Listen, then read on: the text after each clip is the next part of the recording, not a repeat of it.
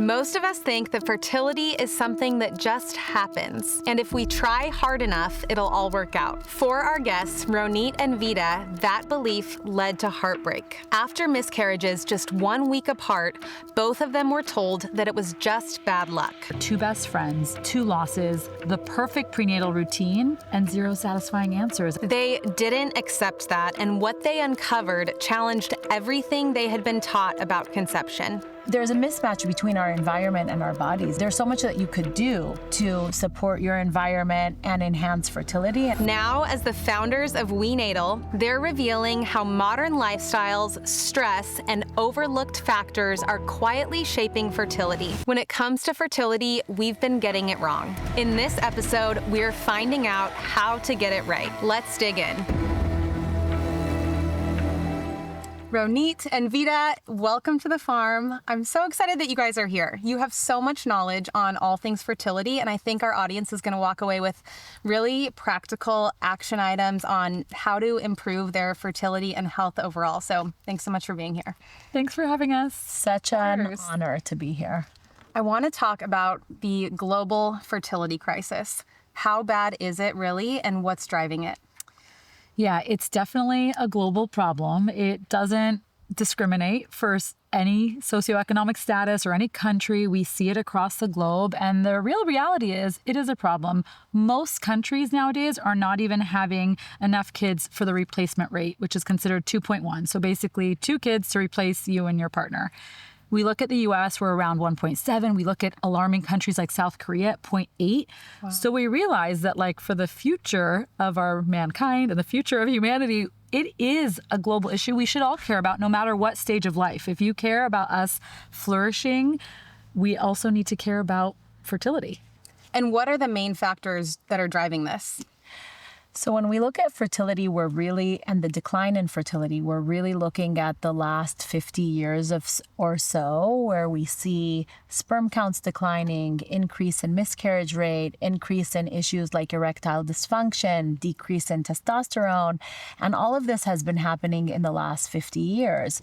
So when we think about what is the reason and what is going on, we really think about so much has changed in the last 50 years. We're not living like our ancestors. We're spending 92% of our time indoors. We're eating ultra-processed foods that is made in a factory.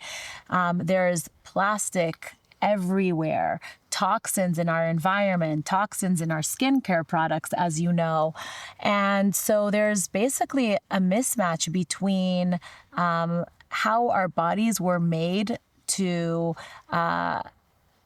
there's a mismatch between our environment and our bodies, essentially. Totally. But with that, there's so much optimism that comes with that because there's so much that you could do to support your environment and enhance fertility. And that's really one of our biggest messages is, yes, the fertility crisis seems like it's doom and gloom, but there's so much hope because there's so much that you could do to support your fertility. I fully agree. And when people blame genetics for fertility issues or other diseases, I'm not saying genetics are completely irrelevant, but we have to understand that our genetics have not changed this much in the last 50 years, but everything about our environment that you just mentioned has changed. And some of it we can't control and some of it we can. So I agree. I think there's a lot of hope and optimism there, even in the midst of these staggeringly sad statistics. I've heard you guys say that 1 in 4 pregnancies are ending with miscarriage right now. 20% of couples are not able to conceive within the first year of trying. And then sperm, right? What is going on with men's sperm right now? So the stats are staggering around the fertility crisis, and it truly is a crisis. In the last 50 years, sperm counts have declined by 50%. So what that means is that men today have 50% less sperm compared to their grandfathers. And when we look at the trajectory, up until the year 2000, sperm counts has declined by 1% per year. But since the 2000s, it's declined by 2.6% per year. And some researchers are looking at that data and saying by 2045, sperm counts could be zero if we don't do anything about it.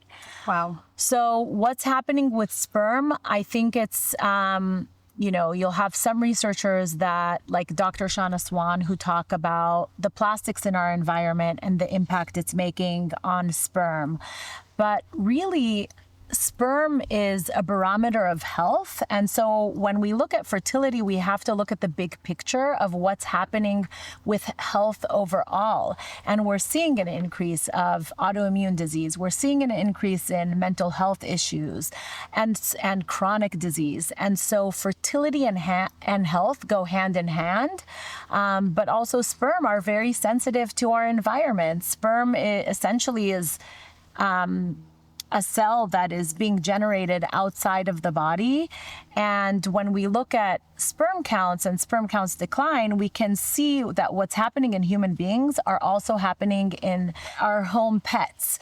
And so all of that to say is if it's happening to your pet, and it's happening to you, it has to be something that's going on inside your household. Yeah. And I'm sure, there's so many factors that can contribute to lowering men's sperm count, but what are some things that men might be unknowingly doing that are negatively impacting their sperm that they might think is like good for them or healthy, but actually is really bad for their sperm count and quality? The most obvious, sometimes things that are good for us, but during that trying to conceive stage that might not be, is heat. So the testicles live outside of the body because it doesn't like heat. And so if you're a regular sauna user or heat, anything in the heat, and jacuzzi, you name it. Oh my gosh. I have this memory of my Nana when I was a kid, and I was in the hot tub with my cousins and siblings, and she goes up to my cousin, who I think was a teenager at the time, and she was like, "You need to get out of the hot tub. I want great grandchildren someday. Like, you can't stay in here for too long." And I was like, "Whoa, that seems kind of crazy." But it turns out she wasn't wrong. Right. She wasn't wrong. The sperm doesn't like the heat, and if you are obsessed with the sauna, either you could avoid it for the few months leading up to conception, or they nowadays have ice packs and certain things you could do to keep it cool down there. Okay. But it's okay for women. It is okay for women. It's very good for us in general. Right. It's detoxifying. It's so great. But during that time for men, we recommend maybe avoiding it, or if you have to, using the ice pack. And so that's just an easy one that most people don't know, and it could be a simple trick. Outside of that, I think it's so similar, men and women. There's so many, we like to kind of bucket them into fertility blockers and fertility boosters. And to Ronit's point about our environment has changed so much. So what are the easy things within our control that we can block, like toxins? That's why we only use primally pure and skincare that's clean, because your skin is your biggest organ that's absorbing everything.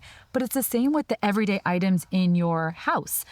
Mainly, I know you know this, but the kitchen and bathroom probably being the culprits of the most toxins in your home. And so clean cleaning products, clean, glass containers, clean pans that are stainless steel in the bathroom, better deodorants, better beauty products, anything that you might be using. When you run out of one thing, try to search for a cleaner option. There's so many options these days. And so it could feel overwhelming if we're saying like ditch your whole lifestyle and start over.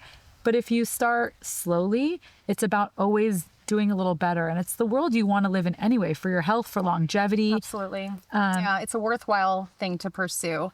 And these toxins, they are impacting our cells, our mitochondria. Talk a little bit about that and why our mitochondria are so important for reproductive health. Oh my gosh, we talk about mitochondria all the time in women's health and women's fertility. A lot of people think that as you age, your eggs age with you. And so as a result, there's this myth out there that if you're older, your eggs are old, or if you're over 35, you're geriatric.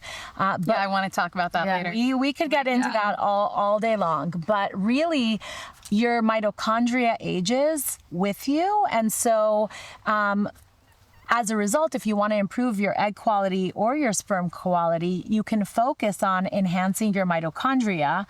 And then as a result, you will improve your egg quality because the mitochondria are essentially the battery of the cells. Your eggs have the most amount of mitochondria compared to any other cell in the body. So it's really important to focus on mitochondrial health, and that will in turn improve your fertility.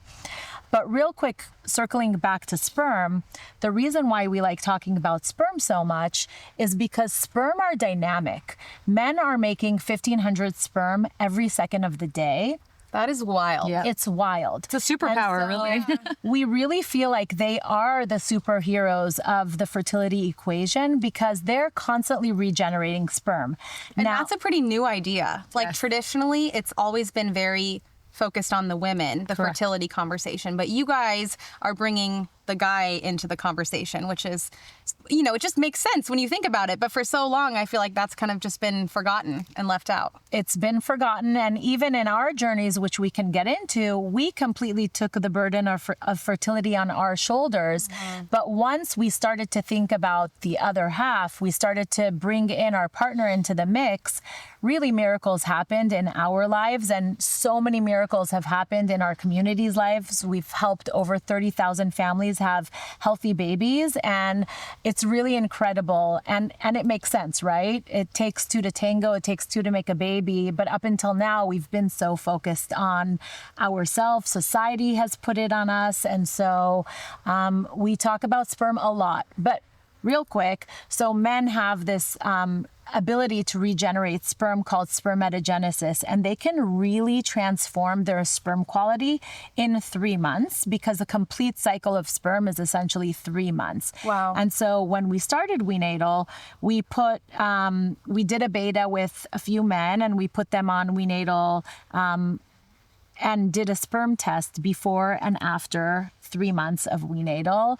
And we have one of our beta testers, his name is John. He didn't change anything except for taking in these high dose antioxidants, and his sperm parameters, all of them, morphology, motility, count, have all doubled to quadrupled. And now he has 2 very young kids that have only 1 year difference between them. And he says we need to put a warning label on WeNatal for him.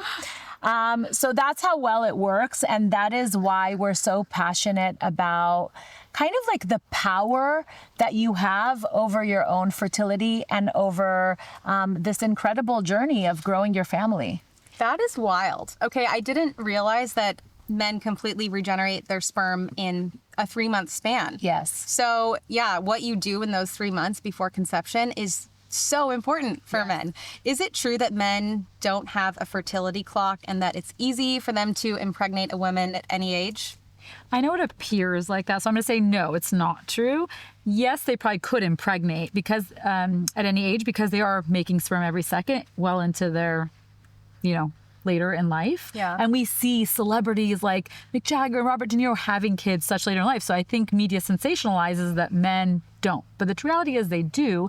And men having kids later in life have a higher chance of passing off, genetics to their offspring that could be not good and not optimal. And so while they could probably produce a child, they have to still make sure to be taking care of themselves and the antioxidants to make sure that the DNA damage to their sperm isn't passed along to their child, which could happen at a higher rate later in life.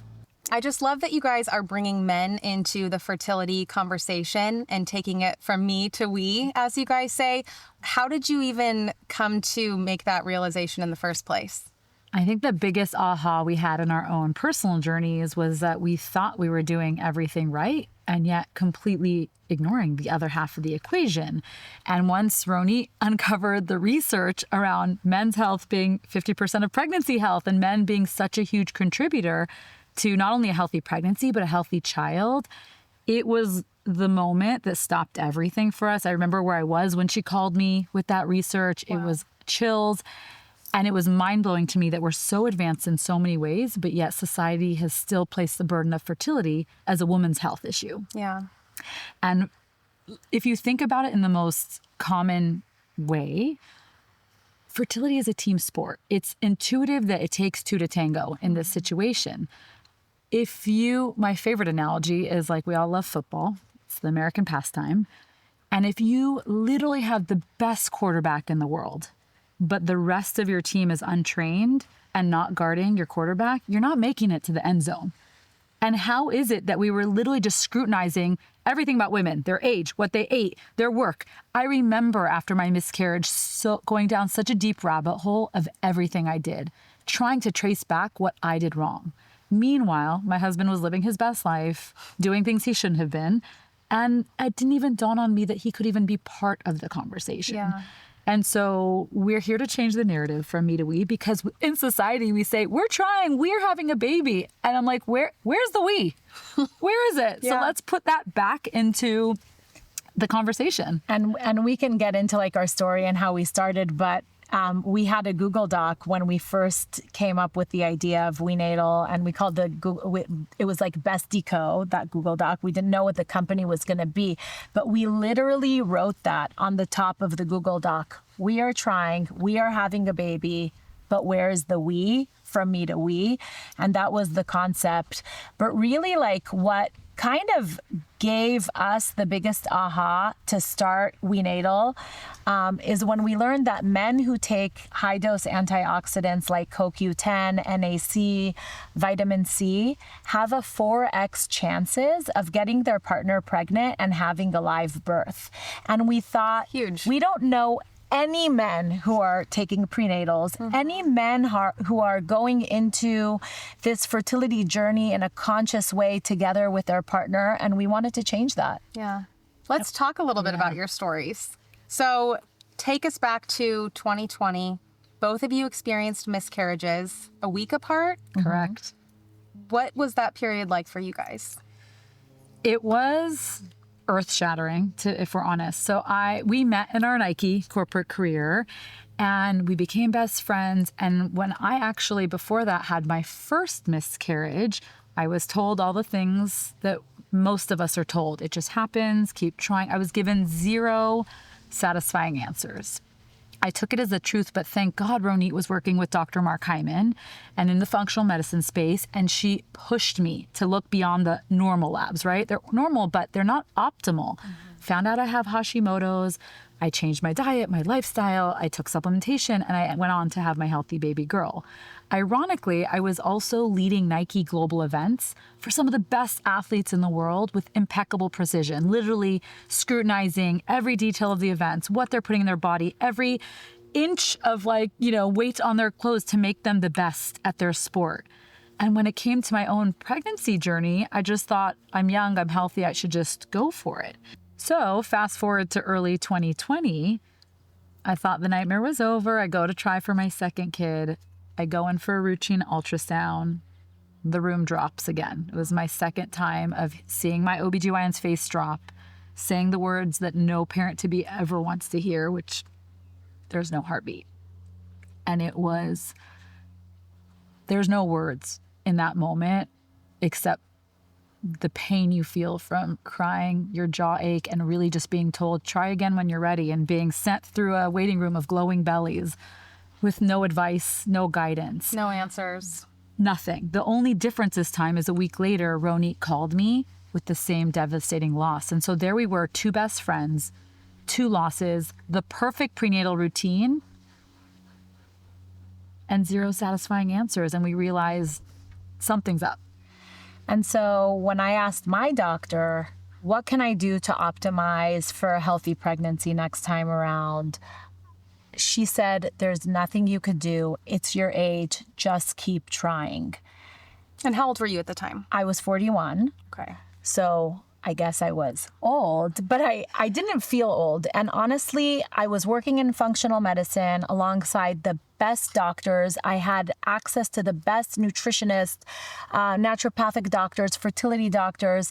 And I decided not to listen to my OB and actually started to research and talk to all of the incredible practitioners in my network. And that's where I learned that men are 50% of the equation, but nobody is talking about that. And so what we decided to do is myself, my husband, Vita, and her husband, is take 3 months to focus on trimester 0. And we put together a DIY stack of nutrients for our husbands, which we put together from different multivitamins. And we committed to 3 months of really leveling up our eating, our movement. I took on acupuncture 3 times a week. Our husbands kind of committed to 3 months of no bad behavior, which for them is like no smoking, no drinking. A lot of things that are so common and even legal are just horrible for fertility. Was it hard to get them on board, or were they like all in? You know, I think after loss, men are committed to doing anything they can. It's so painful for a couple to experience that, and they're part of the pain. You know, it's hard for them and it's hard for us.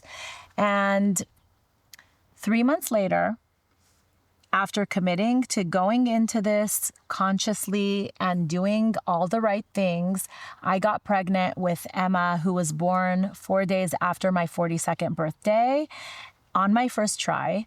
Wow. And Vita, 3 months afterwards, gave birth to her daughter, Davina. So our experiment worked.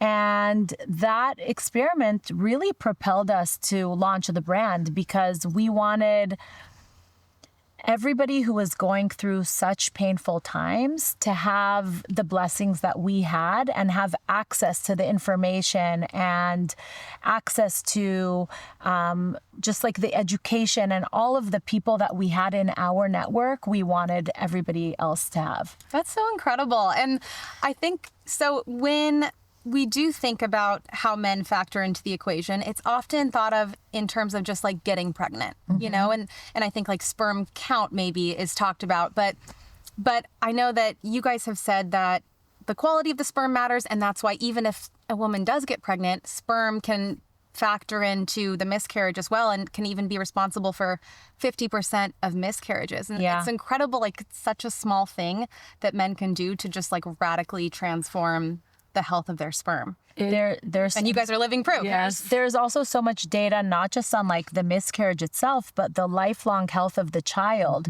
There's some research that shows that men who have like kind of binge eating episodes will have children that have blood sugar dysregulation. Wow. There is so much more research being done on sperm now. Sperm can impact the health of the pregnancy and like placenta, and can even cause things like preeclampsia.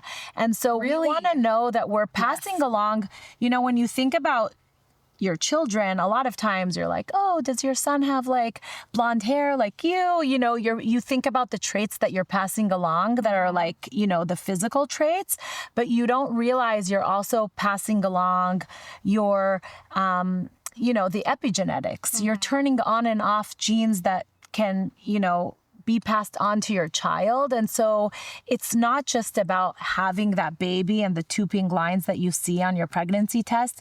It's really about investing in the future of your child for their entire life. And so to us, it's a no-brainer when you ask about men and were they able, like, you know, if men understand this, of course they're going to commit to no drinking. Of course, they're going to commit to no smoking. And at the very least, commit to taking a prenatal for 3 months before trying to conceive. The fertility industry has become a multi-billion-dollar industry. Do you feel like they are preying on women's fears? Because as you're saying all this, I'm thinking, why is this not a part of the conversation immediately? Why do IVF clinics not factor this in and not try this as the first option? That is a great question. The fertility industry is a $20 billion industry. $20 billion. That is a huge industry. And I think part of it is that these are businesses with quotas. But a big part of it is really the lack of education that doctors don't have. They don't have exposure to nutrition classes. They actually don't know a lot of this information. And so I think it's the system as a whole, like the medical system, and a lot of times people go straight from trying to conceive, working with their OBGYN for 6 months to a year, straight to IVF. And there's just so much that you could do before you get into that get to that step. And even if you go to that step, your outcomes will be so much better if you are focusing on the basics.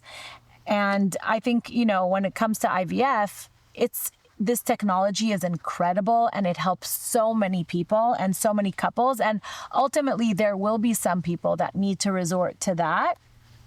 But you have to be smart about how you're going into things, and that shouldn't be the first approach. Yeah.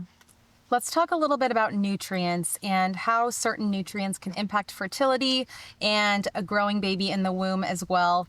Can you give us a breakdown on that? Definitely. So nutrients are a big deal when it comes to fertility, health of mom, health of baby, your outcomes in postpartum.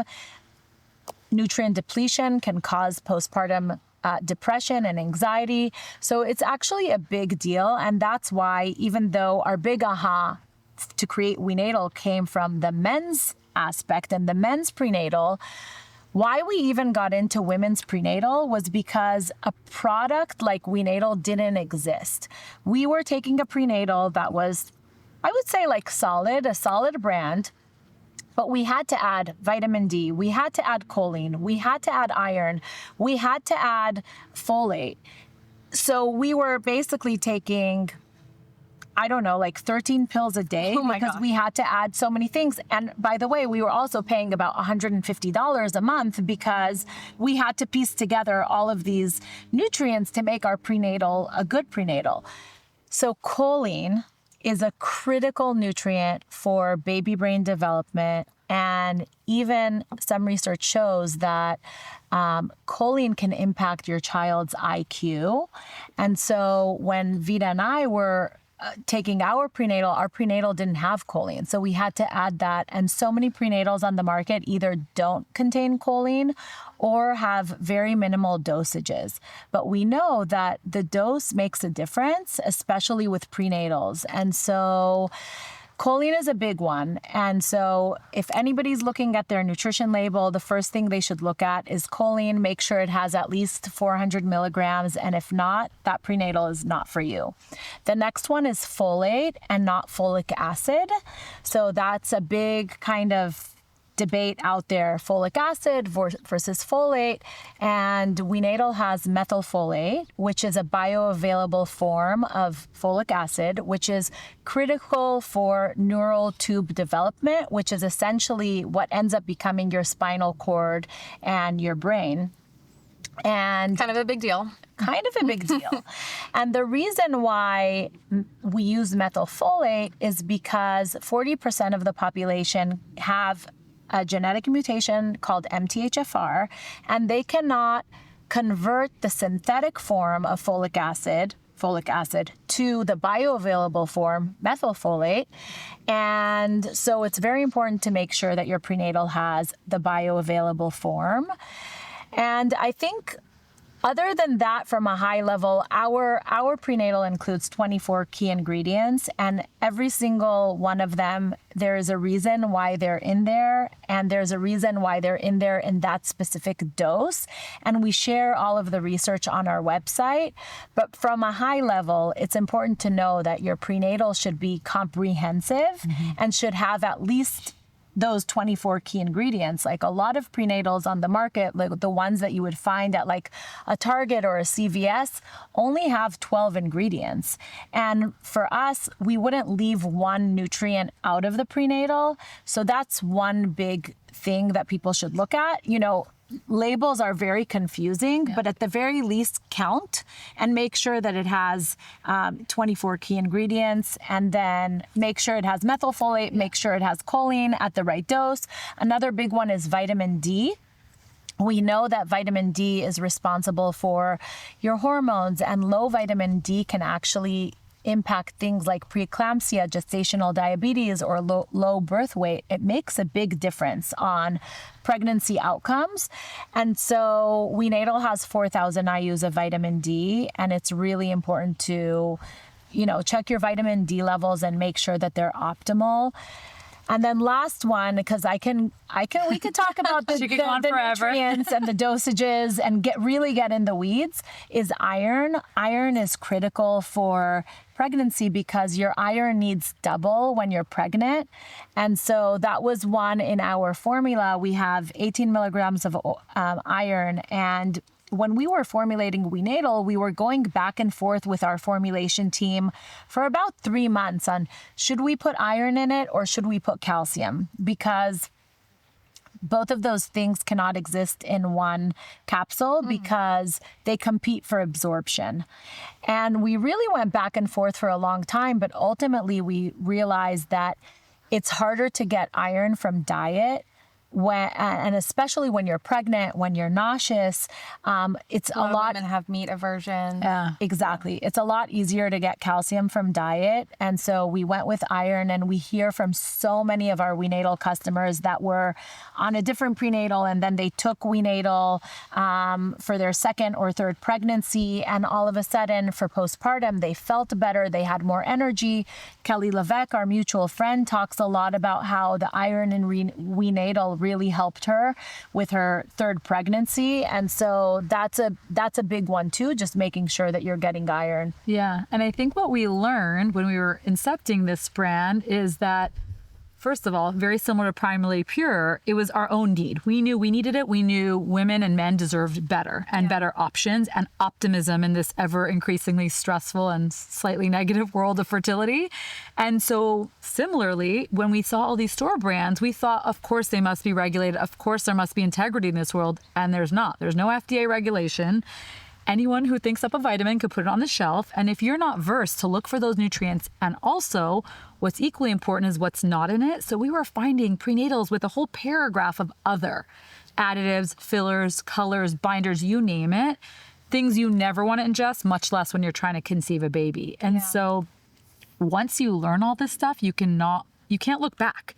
It's like, have you ever seen the movie The Sixth Sense? Yes. Once you find out Bruce Willis was dead, I remember like that moment, you will go back on every scene and replay. And so once we found out about men's health, about the lack of integrity in the supplement world, the lack of regulation, we literally wanted to make something so much better for us and everyone who came behind us. Okay, that's wild that prenatals are not FDA regulated, Yes. because we launched a sunscreen last year and it was the longest, most tedious process because even that is regulated by the FDA, but a prenatal isn't. That's wild. Isn't that Can you crazy? guys just go off on one-a-days? I would love to hear your breakdown of the popular prenatal one-a-day. Yeah, well, it's funny. I once sent our nutrition director the label and I didn't tell her what it was. She's like, what is that? I wouldn't touch that with a 10-foot pole. Oh my God. And I think one a day is, in theory, a good idea, like one per day, but like, can you get all of your nutrients for the day in just one meal? No, you can't. So like at the end of the day,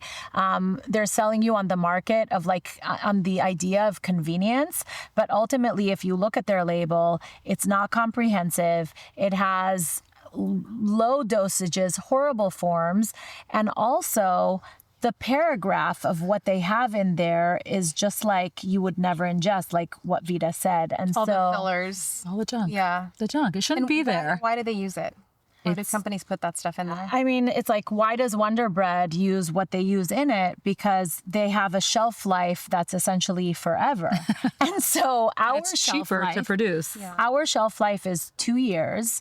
And, from an operational perspective, and I'm sure you see the same thing with your products, you have to manufacture things more often and in smaller batches, and it's harder to manufacture. But that's our commitment to the consumer. We want to make sure that whatever they take in is, what we wish on us. Right. And it's just like, it's so important. And the other thing, just to add on it, is third-party testing and regulating. Because prenatals are not regulated by the FDA, we actually use a third party to make sure that the potency, what we say is on our label, is actually in our product. They look at heavy metals to make sure that our product doesn't contain heavy metals that are harmful when you're pregnant. And they look at third-party testing ensures purity and potency. And so that's also very important. And a lot of products will say that they're third-party tested, tested, but when you ask them for the documentation, they don't send it to you. So we share our third-party testing documents for every single batch on our website as a PDF, so anybody can look and see the results. So that's very important. And I love that it's just 3 capsules because it is so pure, it is so concentrated and bioavailable, and you guys don't use all of the synthetic fillers that other companies do. So probably helps a lot with buy-in from men and also from women that are having trouble, taking pills while they're pregnant. Having it as just those 3 is like huge. Yeah. And science is also ever changing. And so I can't speak to one a day, but I'm pretty sure it's been on the shelf forever without it evolving. And the science and our ingredients have based on the latest clinical research to support fertility. And so much so that it was already the best prenatal on the market. And then 6 months into launching, new research came out and our whole medical board got together and made it even better. And we completely changed our formula and made small tweaks to go to the latest science. And that's our also commitment. And why other brands don't do it, it's costly, it takes time, even finding a manufacturer that will work in small dosage and clean. And also it's not easy because they're so pure. If water touches it, if heat, it's not shelf stable, it's very sensitive to the elements. And so, but we would not do it any differently. And we want to give the best for ourselves and for our community. Yeah. In the summer, we have to pack and ship with an ice pack. Yeah. It's logistical things that just make it harder on the company and the business, but to the consumer, they deserve the best. I love that. And I feel like your heart comes across so much in everything that you guys do. It's very evident how much you care. I've also heard that some of the worst prenatals are the ones prescribed by the doctors in fertility clinics. Is that true? It's true from what we've seen. And I will say, though, that in the last 3 years, we have seen a shift in how fertility doctors talk about nutrients. And there are some fertility doctors back in the day when we first started that would literally just say your age is the number one factor when it comes to your fertility. And now fertility doctors are talking about inflammation. They're talking about CoQ10. They're talking about acupuncture. So slowly this message is getting out there. But yes, I've seen some of the prescribed prenatals out there and they're scary. For women who are eating a really nutrient-dense diet already, maybe they're having a lot of red meat for iron and eggs for choline, sunshine for vitamin D, is a prenatal still necessary? Yes. I'd say, even if it was our full-time job to eat for fertility, and I look at someone who I look up to, like Kelly Levesque, who's one of our medical advisors and on our board, she probably eats like the rainbow. She's home cooking every day with the best oils and the best meats. And she still found the need to take our prenatal for her pregnancies. And so you realize that no matter how good you can eat, it's always a good idea to build those nutrient reserves. And it's a small insurance policy to me to make sure whatever our food source is, even the best quality, could be lacking because of the depletion in our soils and all the things which And so I'd say absolutely. And it's the lowest hanging fruit to make sure you're doing everything you can. Aside from getting the right nutrients, what else can women and men be doing? Lifestyle stuff, sleep, all of that to optimize their fertility? Yeah, there's so much that couples could do together. And anything that we talk about in regards to women apply to men as well. But I would say the first thing is your diet, essentially. You can't really supplement yourself out of a bad diet. So the diet, what you put into your body every single day, makes a big difference. And there's a ton of data showing that the Mediterranean diet, a high protein diet with colorful vegetables and fruits, which provide you with the antioxidants, the high protein diets that balance your blood sugar, make a big difference on male and female fertility. So starting with diet. Is that kind of how you two eat? Yes. So getting in your protein is obviously critical, and just making sure to eat the rainbow. The next one is kind of the toxins in your environment. Let's put that into one big bucket. It's what you're putting on your body, around your body. And we talk a lot about how the 2 most toxic places in your house is essentially your kitchen and your bathroom. I'm sure you talk about this all day long. And so your listeners know that what you put on your body is critical. And nowadays, it's so easy to get clean products. I think when you started Primarily Pure, you were probably like the was not first the one. case, yeah. It wasn't the case. People would have to make their own products, but it's not the case anymore.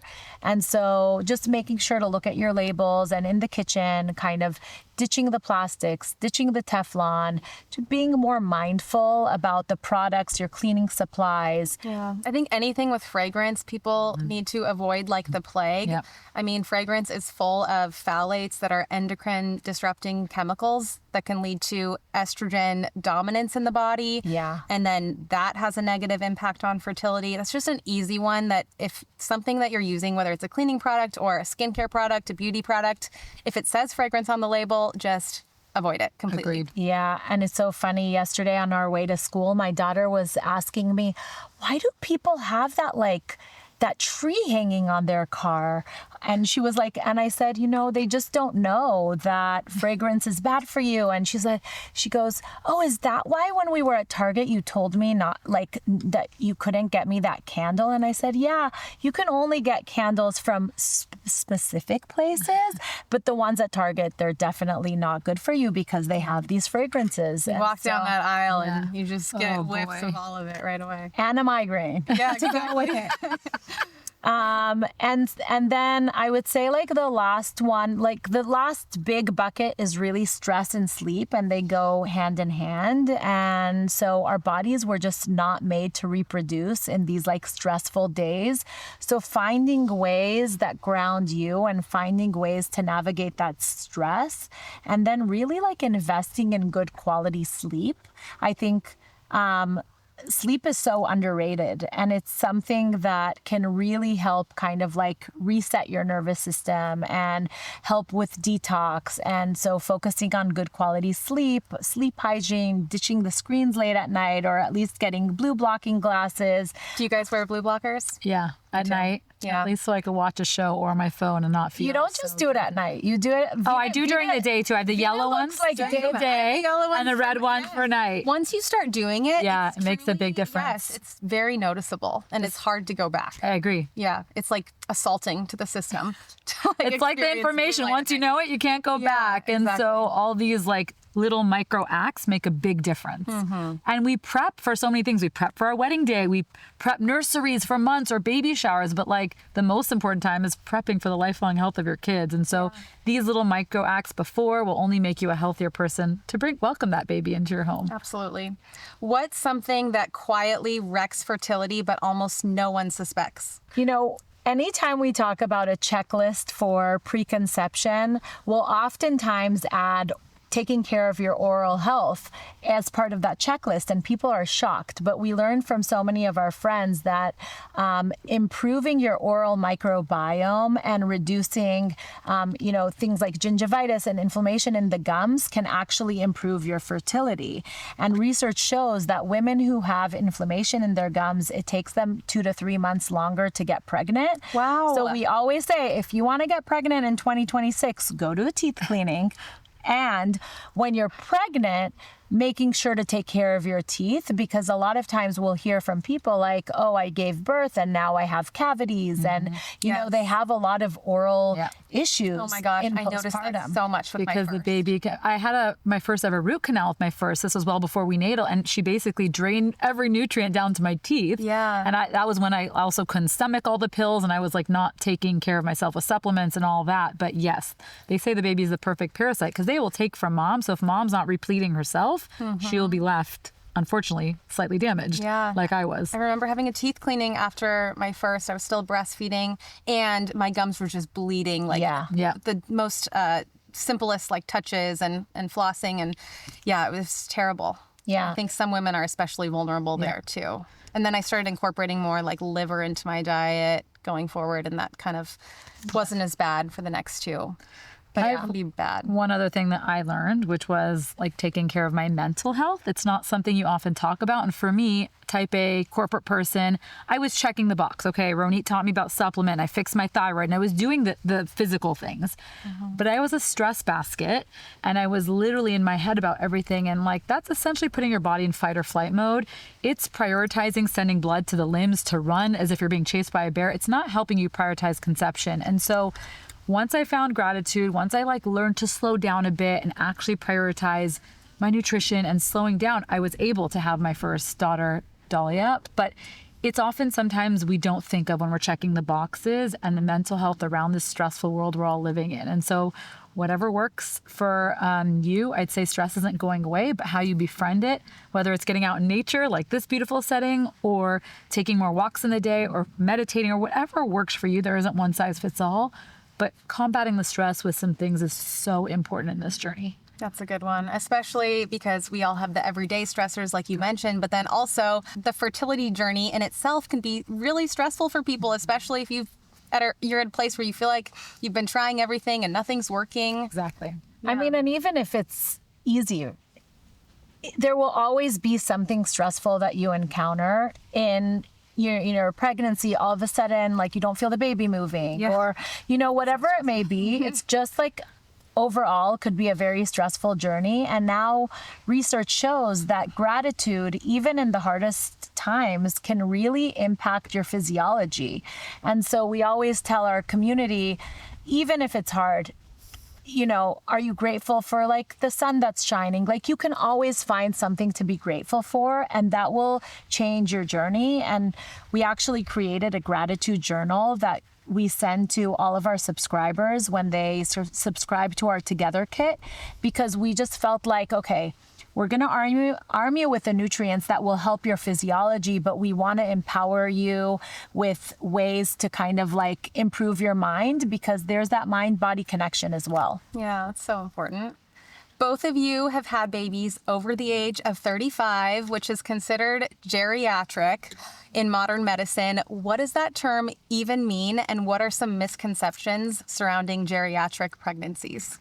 I don't know if your audience could see my eye roll around that term, but it is infuriating. It's such a like poisonous term. And for me, I remember the nurse even saying, we have to do this extra blood work because you're considered geriatric. And like, there's nothing worse than the mental burden of something that doesn't serve you, but it only hurts you. Yes. I didn't understand at the time, but it was definitely something that I went into that pregnancy with more panic because I was termed that.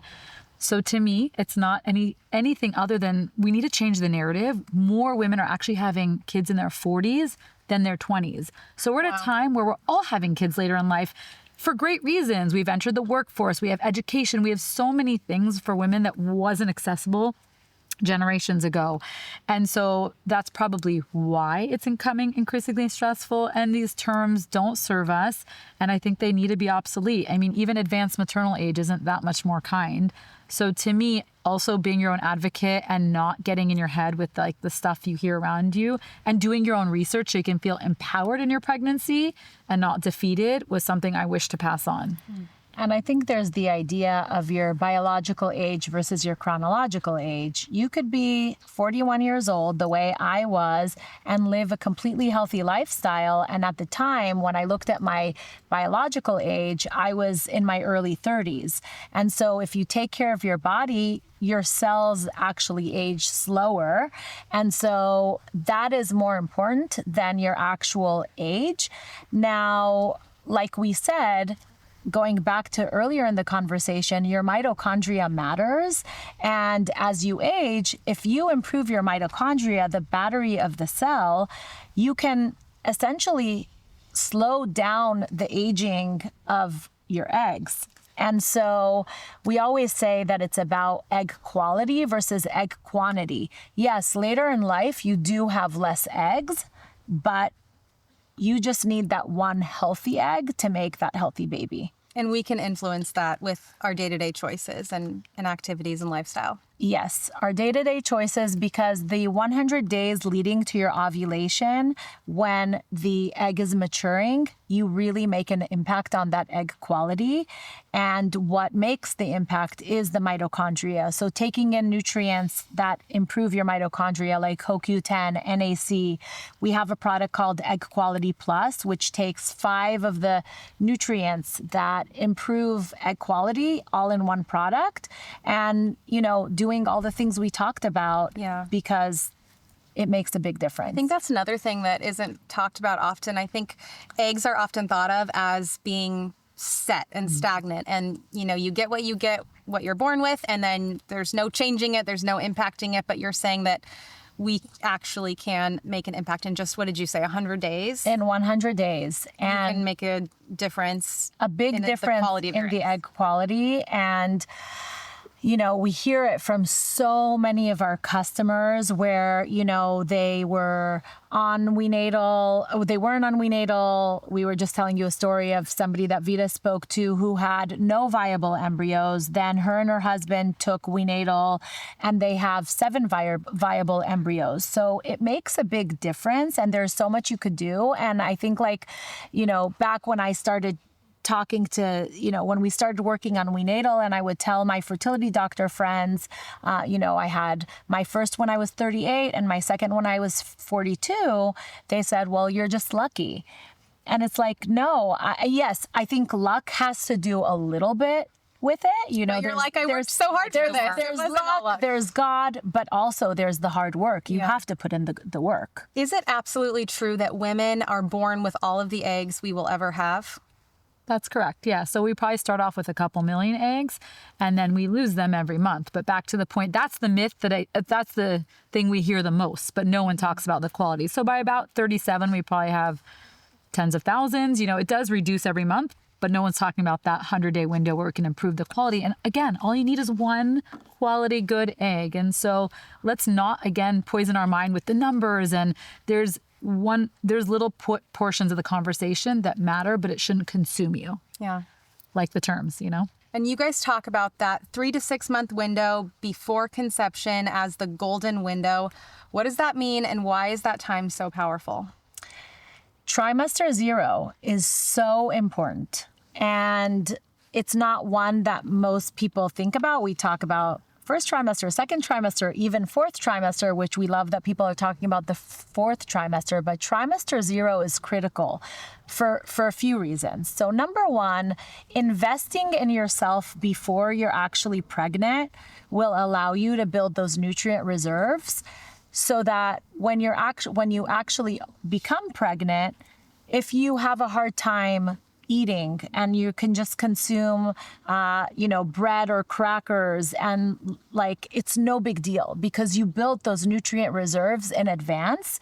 And so that's one thing.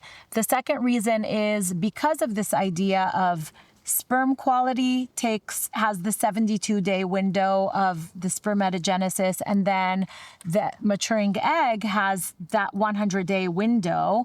And so in those two, for men and for women, you can really impact the quality of the egg and the sperm. And so going into fertility and making sure that you did everything possible to improve your egg quality and your sperm quality will just give you such a greater start. It's like you wouldn't plant a seed in dirt without nurturing the dirt. You would really take care of that in order to plant like a beautiful strawberry or whatever it may be. You have to take care of your body together. Mm-hmm. And so we talk about preconception, trimester 0 all the time, to the point where sometimes customers tell us wait, are you now I'm pregnant. What should I continue taking your prenatal? Yes. But we are so passionate about trimester 0 because it can make or break your entire experience. And like I said, even postpartum, if you go into pregnancy depleted, game over for postpartum. Yeah. You're going to be so much more depleted and exhausted in postpartum. Yeah. Because you've just grown a baby and given birth to a baby, and then oftentimes you're nursing that baby, and not so there sleeping. Goes more nutrients. Yeah, not getting sleep. It's absolutely. And I've heard that term trimester 4 a lot, but this is the first time I've heard trimester 0. I love that you guys are talking about that. Beyond taking a high quality prenatal, what else can women do once they get pregnant to continue to support their bodies? I think it's, continuing to do the things that they did in trimester 0, which sets the foundation, right? But continuing to focus on eating clean, movement, I think movement is one that we didn't really talk about, but also like not too much and not too little, like finding the sweet spot that works for you. I think continuing to connect with your partner. That's another one too, that sometimes when you have struggles and you're, going down the rabbit hole of like treatments or whatever it may be, you forget to have fun. And it's just like focusing on those things, joy, community, friends, all of those things can really like help your journey. Yeah. For any woman that has experienced miscarriage or loss and is just at a place of feeling hopeless, how would you encourage them? We've been there, first of all. So we want to open up WeNatal as their community. First and foremost, our brand is about community over isolation, education over fear. And so what I'd say is that gratitude helped me in the darkest days. And while it's so hard in the moment, and it's hard to really envision the baby's coming, and I have faith in the timing, and I know my body can do this. For me, Ronit recommended the book Spirit Babies, and it really talked about the soul is still there and it's waiting for you. And so I found a little bit of light, but I'd say now more than ever, community is so important. And oftentimes I came from a culture where you don't really tell anyone you had a miscarriage. You kind of brush under the rug and you're strong. And I want to go back to my corporate career and not be, weak per se. But now more than ever is when you need to lean in, when the friends do matter. And it's a community you want to create anyway as you go into parenthood. And they say it takes a village because it really does. But for me, if you can have faith in the timing of your baby, if you can have faith in why it happened and that there will be a light, and finding gratitude, it can be comforting. I know it's hard. Yeah, and going back to the idea of community, talking about your loss and sharing about it, if people do that, they'll realize that so many people in their circle have actually had losses. And for me, my friend Lillian had multiple losses before having her first child. And sometimes you have to hear those like positive outcomes of like other people to believe that it can actually happen to you. And that's why with WeNatal, we're so passionate about sharing our story and talking about it and letting people know it's not too late. There are solutions. There's so much you could do, because we were there. We were at our lowest spot. And even though for us it was the most painful time of our lives, I'm so grateful that we had these miscarriages a week apart. We're so grateful for those two souls that came into our lives, because it really gave us our purpose. And now with that, we're able to help so many people. And there's not a day that goes by that I don't open my inbox and people say, I couldn't have done this without you. They share their ultrasound pictures. They stop us on the street and say, this is my WeNatal baby. They invite us to their baby showers. And we are so grateful for, these losses, because we know that, for us, it gave us our life's mission and our purpose, and we couldn't have asked for anything better. And much easier said than done, right? You can look back and be grateful, but trying to have that faith in the moment that if you had loss, perhaps, in my case, I had multiple, and in one case, the baby was not healthy and there was chromosomal errors. And I had faith that when the time is right, I will have my healthy baby. And so believing. What do you want the woman who blames herself for her miscarriage to know? One, it's not all on her. I think so much of our brand was because we don't want women to take the burden of fertility on themselves. And you do the prep, you put your best foot forward, and then it's back to having a little faith. But please know that there's so many circumstances, including her partner's health and the world we live in, that could be playing into it. And so while I definitely had the self-blame, I'm hoping that by sharing our story and sharing the education and empowering women and couples, they'll more look at the science versus go inwards and blame themselves. And honestly, sometimes you could be doing everything right. Totally. And it's just not your time. And so, yeah, it's going back to what Vita said, letting go and just trusting that, your baby will be there with you when the timing is right. And now when we look back, and we look at our rainbow babies, we couldn't have imagined life any differently. They're amazing and they're perfect. And they're exactly who our daughters intended to be. Yeah. I love how open both of you are about your stories. And I think that the two of you are the perfect spokespeople for your brand and the perfect people to bring this message for the world, because you've lived the story that probably a lot of your customers are dealing with, and you've already lived those struggles and you've come out of the other side. And I just think your message brings so much hope for so many people. So I love that.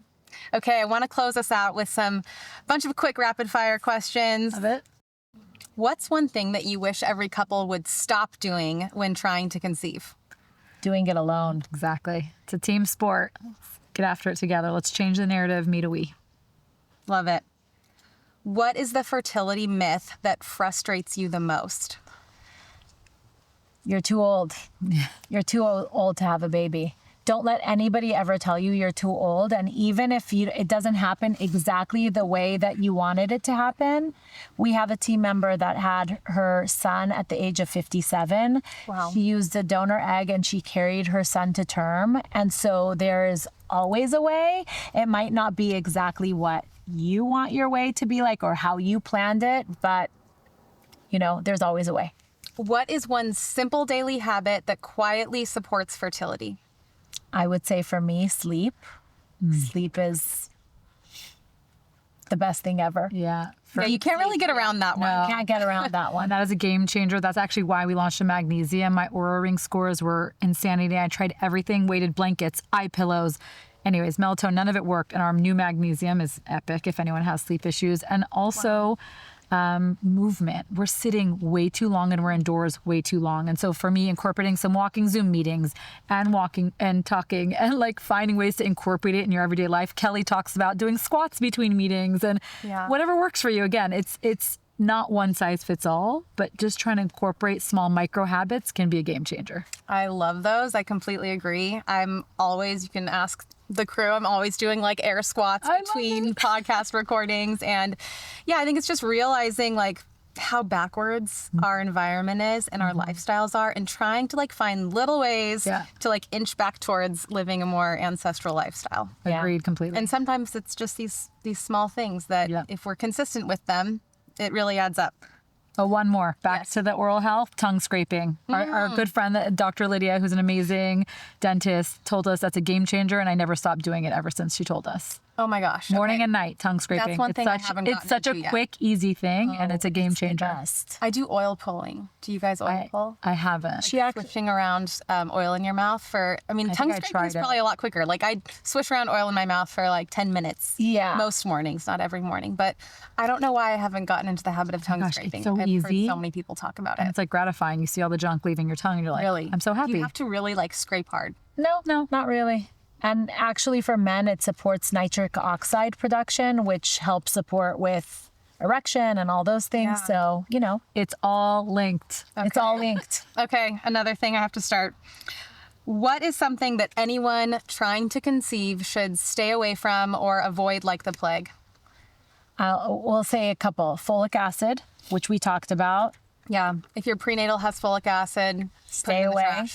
And then, those toxins, I would say alcohol, marijuana, smoking, those things that seem to be culturally accepted, but they just harm fertility. And for men especially, those things go straight to their sperm. There's no filter into the testicles. So so avoiding especially in that 3-month window, Yes. probably really important. yeah.